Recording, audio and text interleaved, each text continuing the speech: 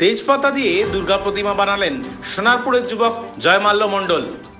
একচালার প্রতিমায় একই সাথে রয়েছে লক্ষ্মী, গণেশ, কার্তিক ও সরস্বতী। অসুরও বানানো হয়েছে তেজপাতা দিয়ে। তেজপাতার তৈরি এই প্রতিমা পাড়ার মণ্ডপে পুজো করা হবে। পুজোর পর গিনেস বুকে পাঠাতে চান জয়মাল্য। সোনারপুর কলেজের ইতিহাস অনার্সের ছাত্র জয়মাল্য।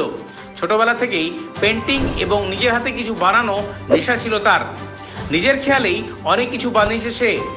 এসব বানানোর ফাঁকে চলে পড়াশুনো।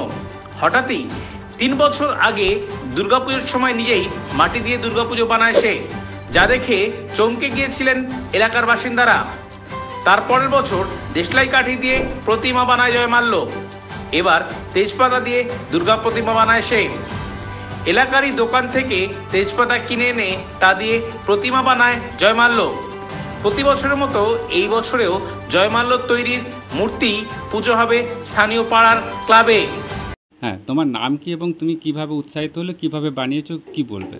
আমার নাম জয়মাল্য মণ্ডল। আমি সোনারপুর মহাবিদ্যালয় হিস্ট্রি অনার্সের একজন ছাত্র।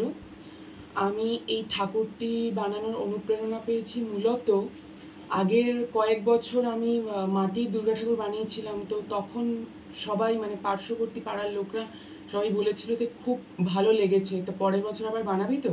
তো আমি সেই উদ্দেশ্যে আবার বানিয়েছি, তো তাই জন্যেই বানানো। আর এটা পুজোর কদিন তো মণ্ডপেই থাকবে, মানে পাড়ার মণ্ডপে।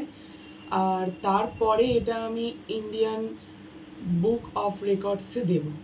এটা কিভাবে বানিয়েছিলে আর এর আগে কিভাবে বানিয়েছিলে?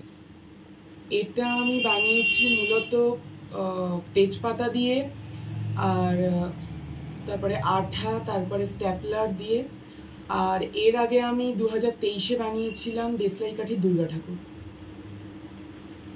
তোমার নাম? আমার নাম জয়মাল্য মণ্ডল।